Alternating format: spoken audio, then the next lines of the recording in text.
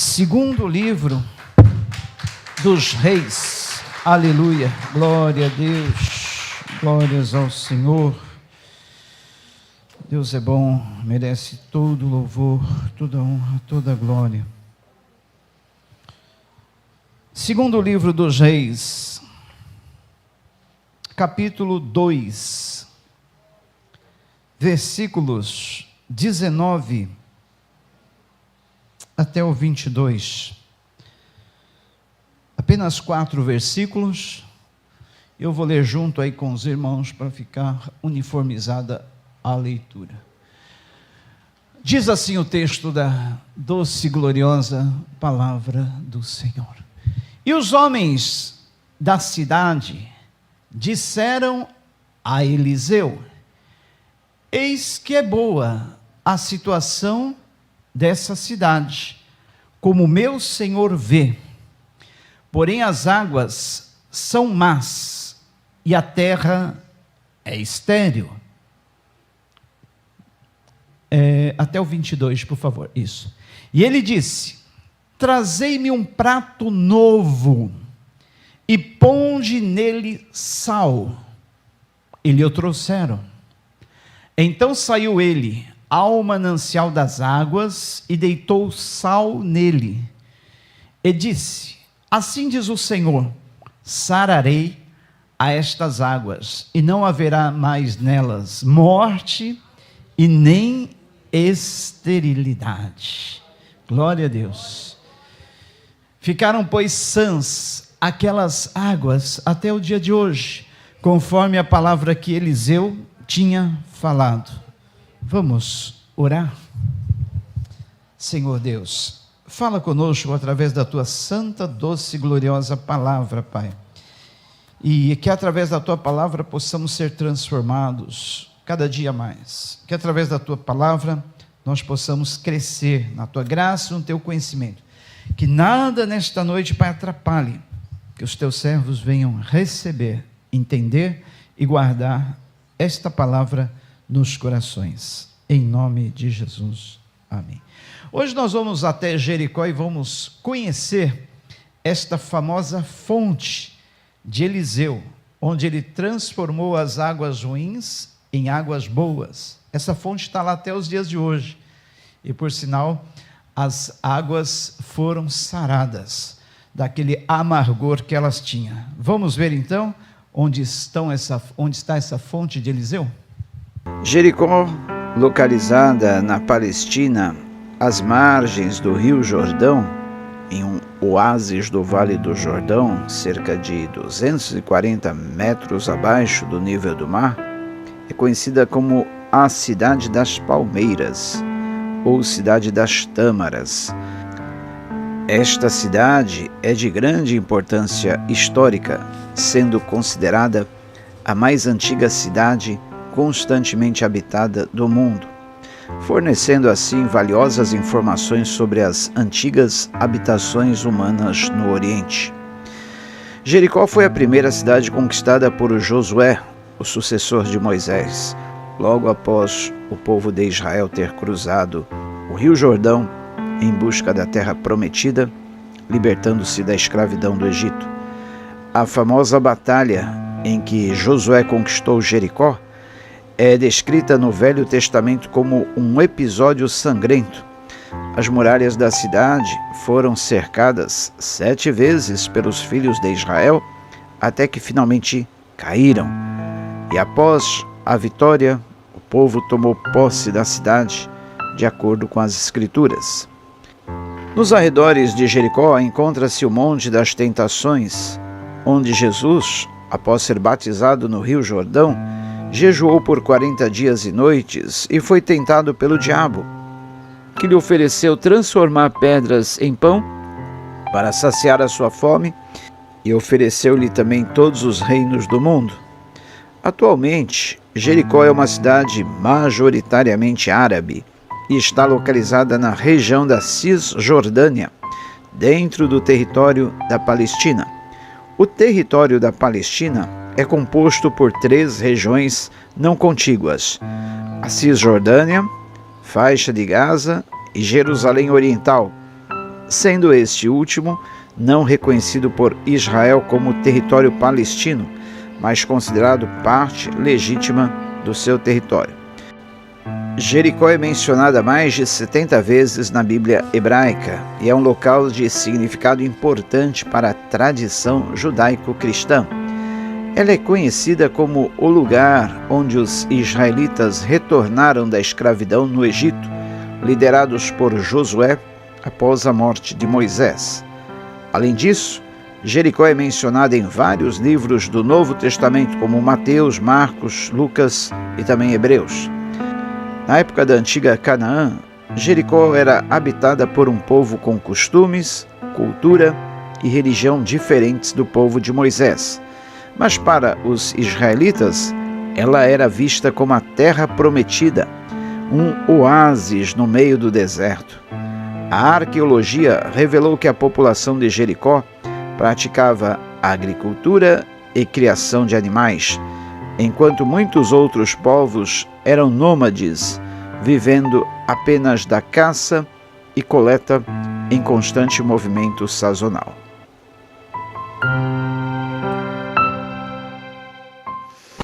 Aqui conta a tradição que são as ruínas das muralhas de Jericó, mas na verdade não são as ruínas das muralhas de Jericó, pois estas desapareceram totalmente com o tempo, mas são ruínas de uma muralha antiga, só para vocês terem uma ideia. Olha o tamanho dessas pedras, olha só,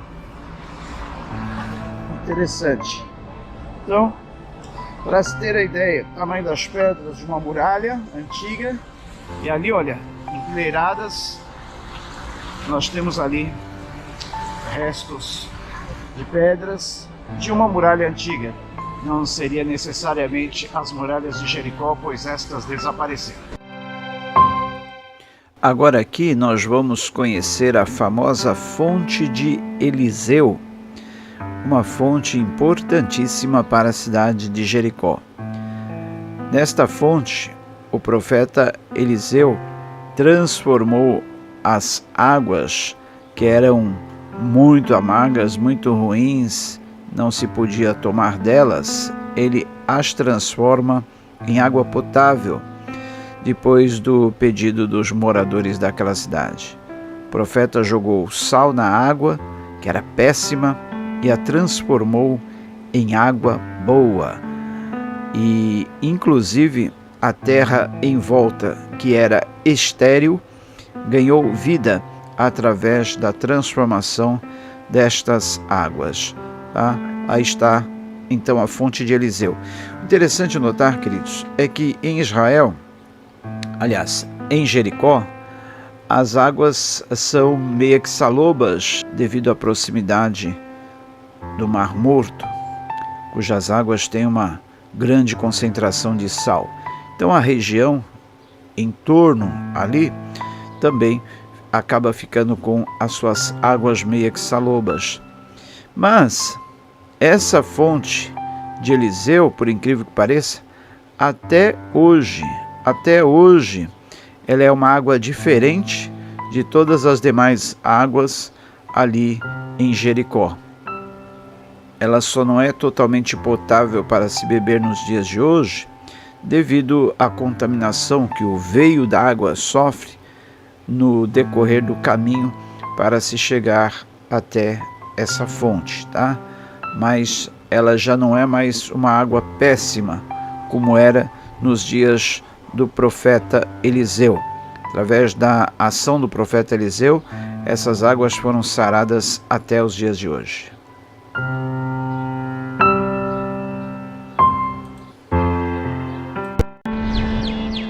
Olha só, aqui nós estamos em Jericó.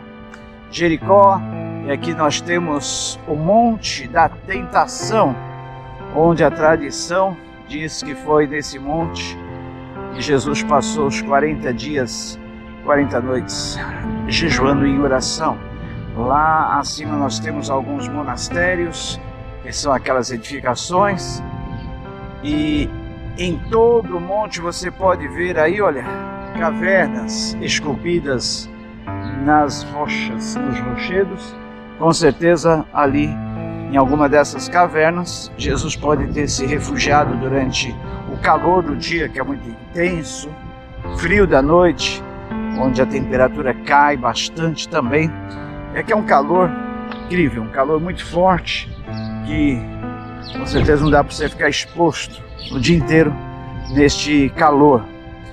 Então, aqui está o Monte da Tentação, em Jericó. E assim dá para nós termos uma ideia também como eram as cavernas onde Davi se refugiava, onde Elias se refugiou, e tantos episódios da Bíblia aconteceram. Aí, ó.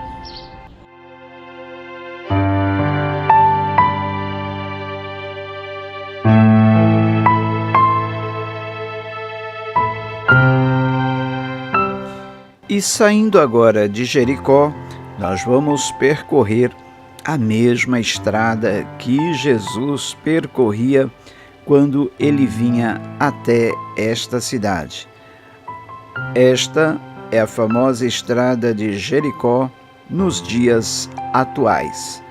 Agora já um tanto modernizada e olha, bastante comércios, lojas, veículos transitando por toda a extensão desta avenida, essa estrada, mas esta realmente é a estrada de Jericó que Jesus passava por aqueles dias.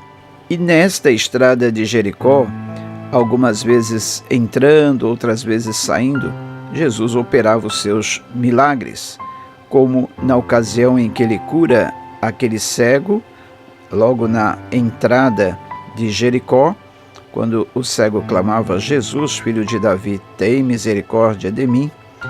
E também nós temos nessa estrada o encontro com Zaqueu, que subiu a uma árvore, a um pé de sicômoro, para poder ver melhor a Jesus.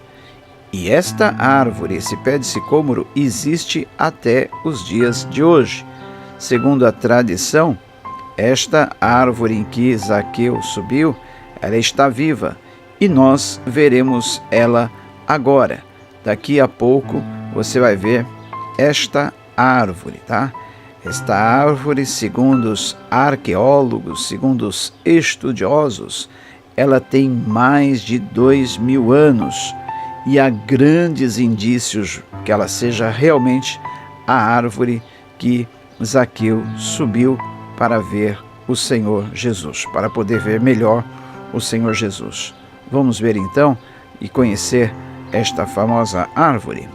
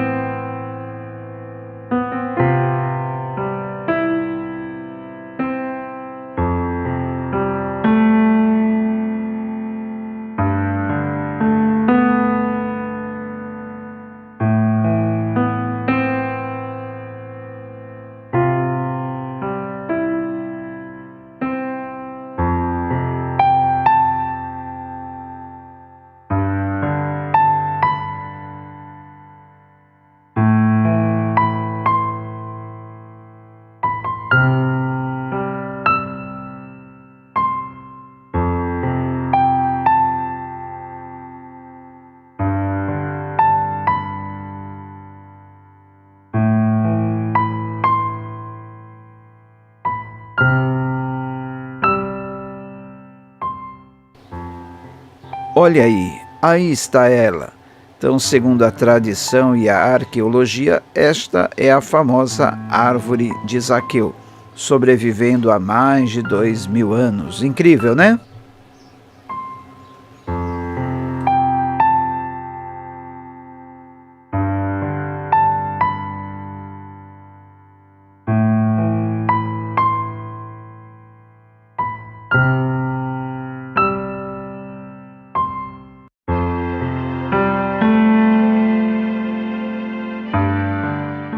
Gente,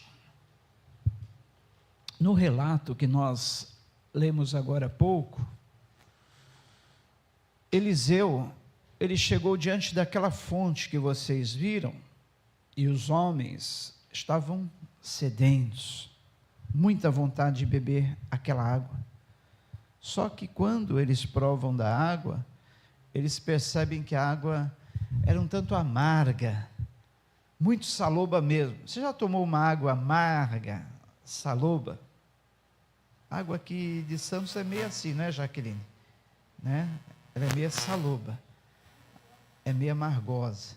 Mas pense numa água bem pior do que essa. Era a situação das águas ali em Jericó. Aí os homens daquela cidade chegam para Eliseu e dizem: olha, Eliseu, a cidade aqui é boa. A cidade aqui, ela é bem localizada, Eliseu. A cidade aqui é maravilhosa. Só que as suas águas são más. Não prestam, Eliseu. Ou seja, estavam recorrendo a Eliseu para que um milagre acontecesse e aquelas águas fossem transformadas. Aí Eliseu o que faz? Olha, ponham sal numa tigela, num pote, num vasilhame, numa salva nova. Ponham sal nesse recipiente novo e tragam. Os homens foram sem entender nada, porque parecia ser uma orientação meio incabível. O que Eliseu vai fazer com sal? As águas já são meio amargas, meio salobas. Eliseu ainda pede para trazer mais sal para colocar nas águas, e é isso mesmo. Eliseu deu ordem para aqueles homens jogassem sal na fonte das águas, bem ali na fonte, bem onde as águas se originavam. E Eliseu orou. Qual foi a oração do profeta? Ponham sal numa tigela nova e tragam-na para mim. E quando a levaram, ele foi até a nascente, jogou o sal ali e disse: assim diz o Senhor, purifiquei esta água, não causará mais mortes, nem deixará a terra improdutiva. Porque além das águas serem más, a terra em volta daquelas águas também não prestava. Eram terras estéreis, não produziam, não havia vida. E há até uma explicação para isso, porque o Mar Morto fica próximo dali. Então, toda a região em volta do Mar Morto acaba sendo contaminada por aquela grande quantidade de sal que existe no Mar Morto, e as terras em volta acabam se tornando improdutivas e as fontes das águas se contaminando.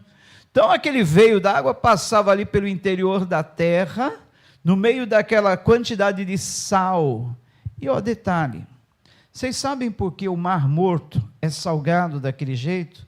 E todas as terras ali em volta são também salgadas? Quem sabe? Quem sabe o que aconteceu ali, naquela região do Mar Morto, muitos séculos atrás? Isso, a destruição de Sodoma e Gomorra, através de uma chuva de fogo e enxofre do céu. Toda aquela região foi soterrada. Toda aquela região ali, ficou coberta com aquela chuva de fogo e enxofre. E ali gerou que a terra, o mar ali, ficassem totalmente cheios de sal. Então agora, queridos, o que fazer? Tinha que ter uma solução. E a solução veio através daqueles homens recorrerem ao profeta, e o profeta trazer essa solução através de um meio incabível, uma tigela de sal na fonte da água. fez com que as águas se tornassem saradas, saudáveis, até os dias de hoje. Olha, e não somente nos dias que foi escrita essa palavra, mas até hoje, a água ali não é saloba mais, a água ali não é amarga mais. Eu até perguntei para o guia, pode beber? É uma água potável? Ele falou, não pode beber porque ela não é totalmente potável. Porque hoje ela já passa, o veio dela já passa por muitos lugares e contamina. Mas, se a pessoa for experimentar, vai ver que ela não é saloba, não é amarga. Ao contrário de todas as demais águas lá em Jericó, que são salobas, são amargas. Mas vocês veem, a palavra do profeta teve tanto poder, mas tanto poder, que ele declarou, olha, eu purifiquei esta água, não causará mais mortes, nem deixará a terra improdutiva. Eu faço aqui um adendo. O profeta, aliás, o apóstolo Tiago, ele diz, na sua epístola, Elias era um homem sujeito às mesmas paixões que nós, ou seja, tinha as mesmas falhas que nós, mas ele orou para que não chovesse, e 3 anos e meio não choveu. Depois ele orou para que chovesse, e a chuva veio, e assim tantos outros milagres. Eliseu foi o sucessor de Elias. Os milagres relatados na Bíblia que Elias fez foram 7. Eliseu, quando Elias partiu e foi arrebatado aos céus, pediu que houvesse uma porção dobrada do espírito de Elias sobre ele. E quantos milagres Eliseu realizou registrados na Bíblia? Exatamente o dobro dos milagres de Elias, 14. Agora, que lição isso tem para nós? Se Elias era um homem sujeito às mesmas paixões que nós e realizou tantos milagres, Eliseu, da mesma forma, era também um homem sujeito às mesmas paixões que nós, tendo as mesmas falhas e defeitos. Mas olha só, queridos, o poder da autoridade da palavra de Elias. Ele disse, olha, eu purifiquei esta água. Assim diz o Senhor, purifiquei esta água. Não causará mais mortes, nem deixará a terra improdutiva. Essa palavra aqui, queridos, agora trazendo para os nossos dias, ela tem várias aplicações. Nós poderíamos aplicá-la à situação da cidade que nós vivemos. A cidade é boa, bem localizada, chamada Pérola do Atlântico, às margens do Oceano Atlântico, lindas paisagens, lindas praias, lugar desejado por muitos turistas. Quem não gostaria de morar no Guarujá? Porém, sempre tem um porém, né? Porém, as suas águas são más. E o que fazer? A cidade é boa, bem localizada, como Jericó. Jericó também era uma cidade procurada pelos turistas. E ela fica exatamente numa descida de serra. É como se tivesse, quem desce de Jerusalém para Jericó, é como se estivesse descendo a serra, indo para uma estância turística. E lá é conhecida como a cidade das palmeiras, a cidade das tâmaras. Lugar lindo. Ali, os mais abastados, ricos, desciam para passar suas férias, construíam suas casas boas lá. Enfim, era uma cidade boa, como Guarujá. Porém, águas más, águas contaminadas. Trazendo para o lado espiritual, as águas da nossa cidade são más? São ou não? Não a água que nós bebemos, água material. Eu digo águas. Água se refere a tudo aquilo que jorra pela cidade.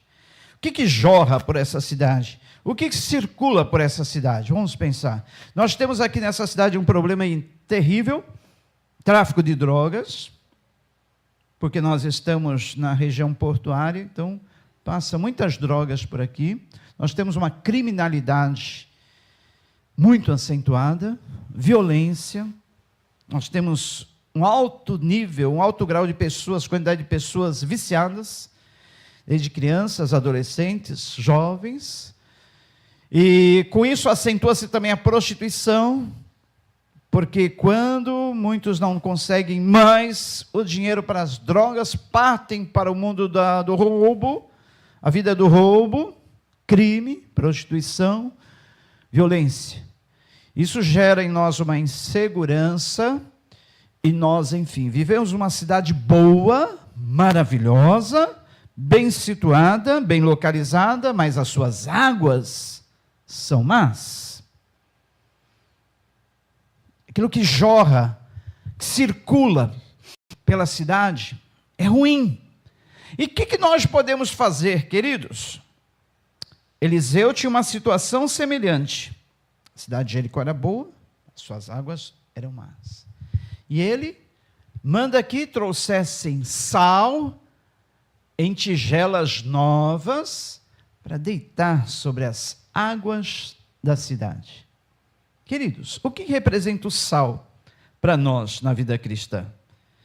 Em Mateus capítulo 5, o Senhor Jesus disse o quê?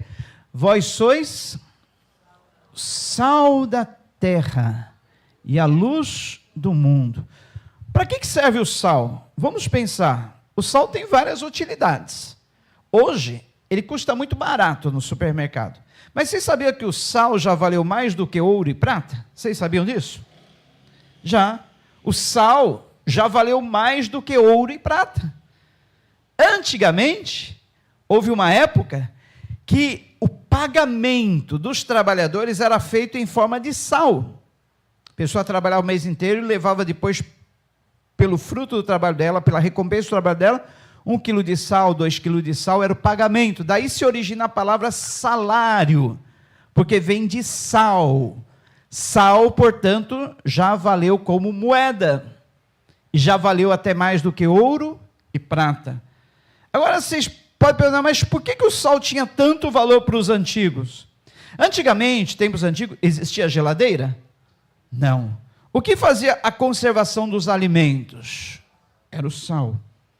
Além da conservação dos alimentos, alguém consegue comer uma comida sem sal? Alguém já comeu comida de hospital? Horrível, né? Então, é o sal quem dá sabor ao alimento. Sem sal, pode ser a melhor comida do mundo, a comida mais sofisticada, mas deixou de ter sal, não vai. Não é mesmo? Então, olha, o sal serve para conservar, o sal serve para dar sabor, o sal serve também para tirar contaminação. O sal já foi muito usado para isso. Enfermidades, não é mesmo, Melissa? Melissa que conhece, é enfermeira, mas conhece muito da medicina. Então, olha, o sal tem várias utilidades. É elemento sanitário, é elemento para dar sabor, é elemento para conservação, enfim. Aí Eliseu manda jogar sal nas águas, mas tem para nós uma aplicação, queridos. Nós, os cristãos, somos comparados com sal, porque é a nossa vida que conserva esse mundo. O mundo só não está totalmente apodrecido, o mundo só não está totalmente arruinado, destruído, por causa da nossa presença aqui. Vocês sabiam disso? Por isso que Jesus falou, vocês são o sal desse mundo, o sal dessa terra, a luz desse mundo, porque também se não fossem os cristãos, que o mundo estaria totalmente em trevas. Eles podem falar o que quiser de nós, dos cristãos, eles podem taxar os cristãos disso ou daquilo, mas são os cristãos no mundo que estão conservando esse mundo para não apodrecer totalmente. A hora que nós formos tirados dessa terra, arrancados daqui, isso tudo perecerá, queridos. Perecerá. Para vocês terem uma ideia, lembra da situação de Sodoma e Gomorra? Quantos justos haviam ali? Lembra? Quantos justos? Abraão até tentou fazer uma negociação. Senhor, se tiver 50 justos na terra, tu vai destruir? Não. Se tiver 45, vai destruir? Não. Se tiver 40, 30, 25, não, 20, não. Mas não tinha. Só tinha a família de Ló. Que Deus tirou. Ló e suas filhas. A esposa dele só não se salvou porque olhou para trás. Se tornou uma estátua de sal. Que alguns dizem que está lá até hoje. Não sei se é ou se não é. Mas tem algumas estátuas lá. Não uma, mas tem mais do que uma estátua de sal. Ninguém sabe. Mas, queridos, a verdade é que Sodoma e Gomorra estavam totalmente apodrecidas.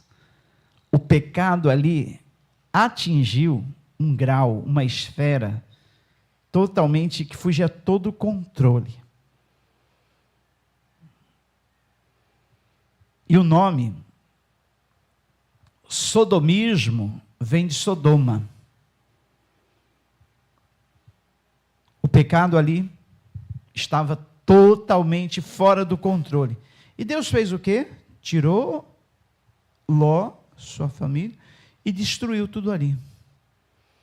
Porque não tinha mais como. Aquela cidade lá já não prestava mais. Estava totalmente corrompida. O mundo nos dias de hoje, queridos, só não está mais corrompido, só não está totalmente apodrecido por causa da presença dos cristãos aqui. Somos nós que damos sabor a essa terra, somos nós que conservamos essa terra, somos nós que somos a luz desse mundo. Agora eu pergunto, como nós, os cristãos, estamos sendo sal nessa terra, luz nesse mundo? Nós criticamos governo, criticamos a corrupção, a maldade. Mas, queridos, a transformação desse mundo tem que começar em nós. Eu vou contar um testemunho, não é para minha honra e glória, mas para os irmãos verem como que deve ser a nossa vida. Ontem mesmo eu fui comprar 1 litro de óleo numa casa de peça aqui na avenida. E daquele dinheiro que eu dei para pagar o litro de óleo para carro, o caixa me deu R$20 a mais. Eu olhei, tinha dado 100, o óleo custava 33, ele me voltou R$20 a mais. Eu contei, recontei, falei, moço, eu acho que você errou aí no troco, dá uma olhadinha, confere a nota e olha aí o valor, parece que tem R$20 a mais. Ele olhou, realmente. Aí quando eu viro assim, tinha uma ovelha daqui da igreja, olhando e dando risada. Era o Alan, que trabalha ali. O Alan, esse funcionário da linha, estava trabalhando ali na equipagem, né? Eu falei, ô Alan, você está aí, está vendo como é as coisas? Em todo lugar a gente está sendo vigiado. Você viu eu contando, né? E viu, eu nem vi que era ele, mas ele viu eu contando aí, viu que tinha o dinheiro a mais. Quando eu tirei, falou, olha, confere. Falou, pastor, muito bem. Então, é assim, queridos. Se há corrupção no mundo, tem que começar, nós temos que consertar a partir de nós. Se eu embolsasse aqueles R$20, eu já estava meio ali perturbado de ter gastado um dinheiro no conserto de um pneu, depois outro dinheiro no óleo. Eu falei, esse carro aí, carro velho, está dando problema, está dando despesa, né? Aí quando eu vejo que lá, eu podia falar, é bênção, né? É bênção para não ter que gastar tanto, né? R$20 de volta. Eu falei, não é meu. Não é meu, eu só quero aquilo que é meu e eu não vou contribuir para a corrupção desse mundo. A gente critica os políticos lá de cima, que eles embolsam os deles. Dizer que nós vamos fazer a mesma coisa, entrar na famosa lei do Gerson, de só querer levar vantagem. Não. Não se esqueça que tudo que a gente planta, a gente colhe.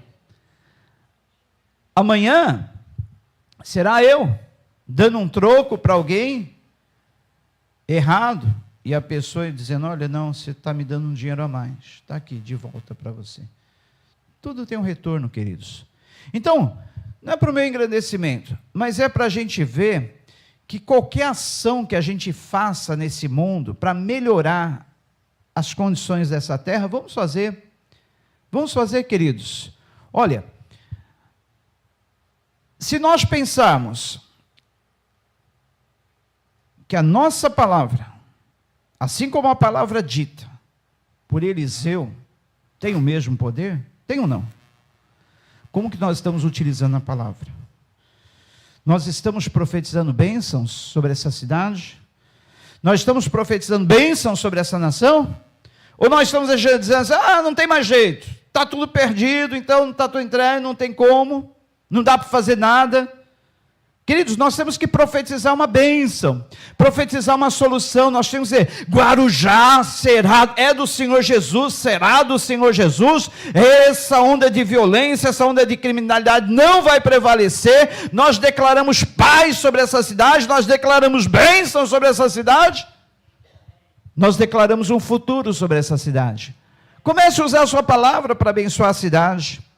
Comece a usar a tua palavra, a palavra de Deus na tua boca, para profetizar um futuro melhor para essa cidade.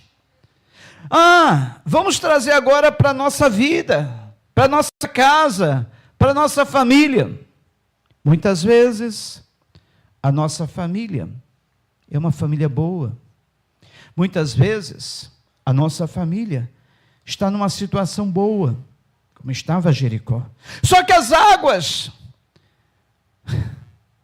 que têm rolado pela nossa casa, que têm entrado para a nossa casa, que têm saído das fontes da nossa casa, são águas más. Nós temos deixado águas ruins entrarem pela fonte do nosso lar, e nós somos guardadores das fontes do nosso lar.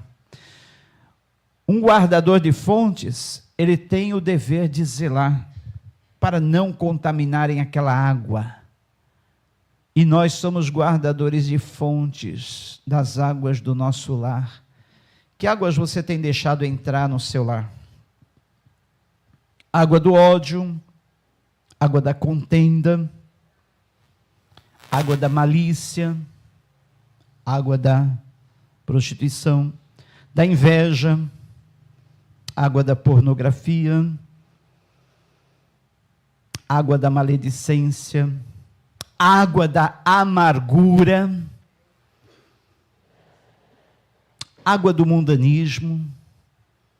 Como estão as águas que estão jorrando no nosso lar, na nossa família? Falando nisso, tem um encontro de casal agora, né? Bem próximo. Então vamos pensar nisso. Que águas têm jorrado do seu casamento, saído do seu casamento? Águas puras, cristalinas. O escritor do livro de Cantares, sábio Salomão, ele compara a esposa como um manancial que jorra águas. Aí ele diz, sejam para ti as fontes, os mananciais, através da vida da sua esposa. O marido também tem que ser uma fonte, um manancial de águas, que vai trazer refrigério, que vai trazer saúde, que vai trazer bênção na vida da esposa. Como estão as águas que têm rolado na sua casa, na sua família, no seu casamento? Agora eu podia trazer também, aplicar essa palavra como fontes do nosso coração. Olha, Provérbios 4, 23, se eu não me engano, acho que é isso, Provérbios 4, 23, de tudo que se deve guardar, guarda o teu, porque dele procedem as fontes da vida. Olha, é do nosso coração que procede as fontes da vida, do nosso coração. Em Mateus capítulo 5, o Senhor Jesus Cristo disse que é do coração que procedem os maus desígnios, a prostituição, os adultérios, os homicídios, o ódio. Toda coisa ruim brota, procede do coração. O coração é uma fonte. E como é que está a fonte do nosso coração? O que tem jorrado do seu coração? Coisas boas ou coisas ruins? Se estiverem jorrando coisas ruins, tem que deitar sal nele. Que sal? O sal das virtudes cristãs. O sal representa as virtudes cristãs, o fruto do Espírito, que em Gálatas 5, 22 é É um fruto composto de 9 gomos: amor, alegria, paz, longanimidade, benignidade, bondade, mansidão, fidelidade, temperança ou domínio próprio. Essas coisas têm que brotar do nosso coração, queridos. Se não brotar, as fontes que brotam do nosso coração não vão estar puras. Essa água que brota da fonte do nosso coração não vai prestar. Como que eu tenho guardado a fonte do meu coração? Tenho deixado entrar a amargura? Olha, a amargura no meu coração pode tornar esse coração uma água intragável, que vai fazer mal a começar em mim e depois para os outros. Como tem sido as águas, o manancial, a fonte que tem brotado da tua vida? Em Hebreus capítulo 10, o 12 diz assim para nós, eu vou conferir aqui direitinho, não quero falar um versículo errado, mas é Hebreus capítulo 10, toda a raiz de amargura brotando do vosso coração, não vos cause mal. Vamos abrir lá, gente. Hebreus capítulo 10, 12, desculpa, é 12 mesmo. Hebreus 12, olha só. Vamos ler esse texto. Quem achar primeiro do que eu pode ler, tá?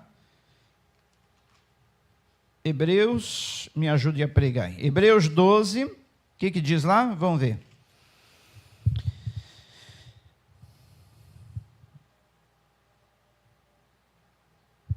Cuidado. Diz assim, ó.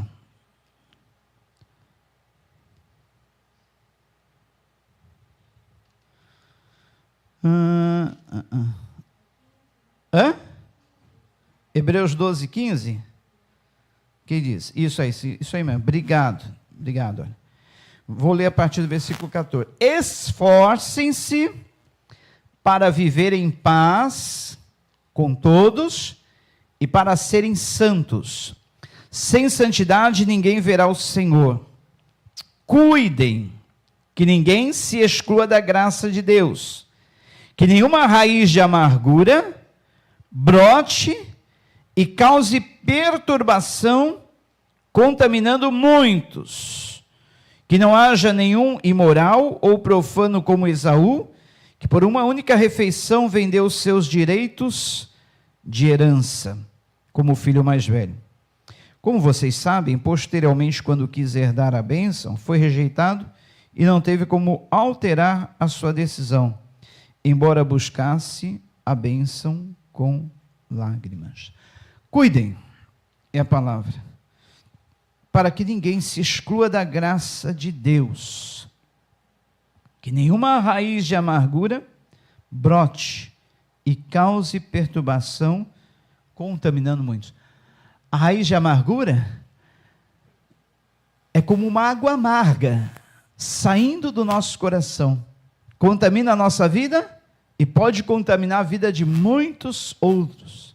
Então, cuide da fonte do seu coração, meu amado, minha amada. Cuide, para que nenhuma raiz de amargura brote, porque isso não vai fazer bem, pode contaminar outros. Pastor, como é que eu curo a raiz de amargura que quer brotar? A palavra inicial do versículo 14, esforce-se para viver em paz com todos e para serem santos. Sem esforço não dá. Tem pessoas que a gente convive facilmente, não é verdade? Mas tem pessoas que a gente tem que se esforçar para viver em paz. Aquela pessoa que tira do sério. Aquela pessoa que te perturba. Aquela pessoa que é uma provação. Se esforce para viver em paz com ela. Pode ser o seu marido, sua esposa? Pode, por que não? Está difícil o convívio? Esforce-se. Esforce-se para viver em paz. Não desista não. Se esforce para viver em paz. Toda água pode ser transformada. Vamos trazer para o casamento? O casamento pode estar uma água amarga, mas pode ser transformado? pode. Ó, um detalhe para vocês que nem eu sabia, aprendi lá em Israel. Sabe quando Jesus transformou a água em vinho? Que ele mandou trazer as talhas, que eram potes grandes assim, ó, bem assim. Eram potes grandes, de pedra, oca no meio. Eu vi essas pedras talhadas, que formavam ali um recipiente. Jesus manda trazer aquelas talhas, e elas já estavam cheias d'água. E que água era aquela que tinha dentro das talhas? Era água usada para as purificações cerimonialísticas. Águas que eles lavavam utensílios das festas.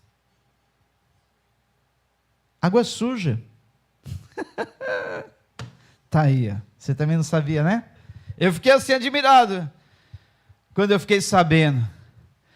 Quer dizer que aquela água que Jesus transformou no melhor vinho era uma água de limpeza, tipo aquela, sabe quando acaba a sua água da torneira, que você deixa um recipiente, um balde na pia para você lavar a louça? Era uma água assim, pronto. E Jesus manda trazer essas águas, essas talhas, cheias dessa água, e dessa água ele transforma no melhor vinho, que deixou ali os convidados estupefatos. Que vinho novo é esse?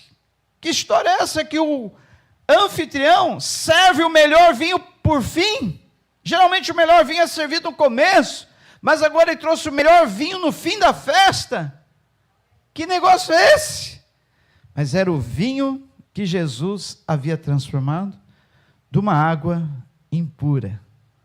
Oh, glória! Merece um aplauso nosso Jesus? Oh, glória! Aleluia! E é isso que ele quer fazer na água do teu casamento, é isso que ele quer fazer com a água da tua família, com a água do teu lar, ou com a água da tua cidade, da nossa cidade, seja qual for a água que nós estivermos bebendo, ele pode transformar na melhor água ou no melhor vinho. Ele pode. O que ele não pode fazer? O que ele não pode fazer? Para Deus, todas as coisas são possíveis, e não há nada que seja impossível para nós, louvor, levitas, apóstolos. Não há nada que seja impossível para Deus. Não há nada. Não há nada. Não há nada. Não há nada. Não há nada que seja impossível. O que Deus não pode fazer? Através das nossas fontes das águas, ele pode transformar até a água impura. Ah, pastor, mas meu casamento não tem mais jeito, minha família não tem mais jeito, minha situação não tem mais jeito. Pastor, meu coração só brota coisa ruim. A fonte está ruim, pastor, não tem como. Ora, você está dizendo que o Senhor não tem poder para transformar alguma situação, sendo que nada é impossível para Ele? É isso que você está dizendo quando você diz não tem jeito? Quando você diz não tem jeito, você está dizendo assim, olha, Jesus não pode fazer nada nessa situação. Pode ou não pode? Há alguma coisa maravilhosa demais que Jesus não possa fazer? Há ou não? Então eu queria que nessa noite, Deus quer que nessa noite, você coloque a sua situação diante de Deus. Qual a água que precisa ser purificada? Qual a água que precisa ser transformada? Ah, pastor, está tudo bem comigo, está tudo bem com o meu casamento, está tudo bem com a minha família, mas você mora numa cidade que está com as águas intragáveis. Essa cidade precisa de uma transformação nas suas águas. Então lembre-se, todos nós aqui precisamos de alguma transformação, em alguma água da nossa vida, seja as águas que jorram do nosso coração, que é uma fonte, é um manancial, sejam das águas que jorram no nosso lar é uma fonte também, sejam das águas que correm no nosso casamento, na nossa família. Precisamos ou não de uma transformação? Então, que todos nós possamos ficar em pé agora e clamarmos a Deus. Porque se nós clamarmos, pedirmos, a situação vai mudar. Tem um ditado que diz que é insano nós querermos mudar uma situação e continuarmos fazendo a mesma coisa, ou não fazermos nada para mudar aquela situação. Não é verdadeiro isso? Se nós queremos uma transformação, ou na nossa vida, no nosso casamento, no nosso lar, na nossa família, na nossa cidade, alguma coisa nós precisamos fazer, não é verdade? Alguma coisa. Não temos que tomar uma iniciativa? Não adianta nós querer que alguma coisa aconteça sem nós fazermos nada. Se nós precisamos que alguma coisa aconteça, temos que fazer alguma coisa para isso, não é verdade? Os homens daquela cidade fizeram o quê? Foram procurar Eliseu. Eliseu, olha, dá um jeito, profeta. As águas da nossa cidade aqui estão contaminadas, não tem como beber. Não adianta nada a gente morar numa cidade boa e não ter água boa para beber. Água é o básico, água é vida, água é saúde, água é essencial. Quer coisa mais essencial que a água? Você consegue até ficar uns dias sem comer, mas você consegue ficar sem beber água? Ninguém consegue. Água é essencial. Toda civilização, toda cidade, sempre nasceu à beira de algum rio. Ninguém constrói uma cidade em lugar que não tenha rio. Sabia disso? Toda cidade, toda civilização começa na proximidade de um rio, onde tem águas. Porque a água é essencial para a vida. E se a água não estiver boa, se a água estiver contaminada, se a água não for boa para beber, não adianta ter água. É a mesma coisa que não ter. Até a terra em volta daquela fonte era estéril, não produzia vida. Eu tenho uma palavra de Deus para você. A terra que estava estéril na tua vida vai voltar a produzir. A terra que estava estéril no teu casamento, no teu lar, na tua família, vai voltar a produzir. E com muita intensidade, com muita variedade, com muitos frutos. Ei, Candalanachá. A terra do seu coração vai voltar a ser produtiva. Não haverá mais esterilidade, segundo a palavra do Senhor. Haverá produção, haverá multiplicação, haverá bênçãos do céu. Você crê nisso? Eu profetizo nesta noite bênçãos, bênçãos de vida, bênçãos de cura, restauração sobre as fontes do seu coração, sobre as fontes da tua vida, sobre as fontes do teu casamento, sobre as fontes do teu lar, sobre as fontes da tua família, sobre as fontes do teu trabalho, da obra das suas mãos. Toda fonte que brota de você será sarada. Toda fonte que brota da tua vida trará outras vidas. Não haverá mais esterilidade.